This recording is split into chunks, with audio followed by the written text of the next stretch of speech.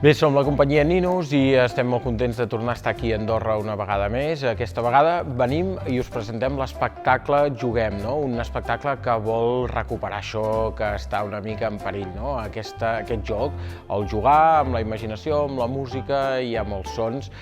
que portem la companyia Ninus i que és un espectacle això que agradarà tant a petits com a grans perquè està treballat d'aquesta manera, no? Que els petits hi trobaran la sensibilitat, hi trobaran el so, hi trobaran els canvis de ritmes i la màgia, i els grans també hi trobaran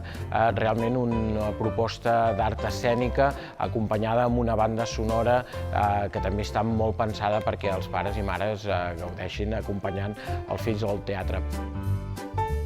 Hem comptat amb la col·laboració d'Ortiga Teatre, que són els que han fet tot el desenvolupament escènic amb un món de fantasia i màgia, amb unes cases gegants, unes cases que es pengen del sostre, que apareixen, núvols que apareixen així de sobte,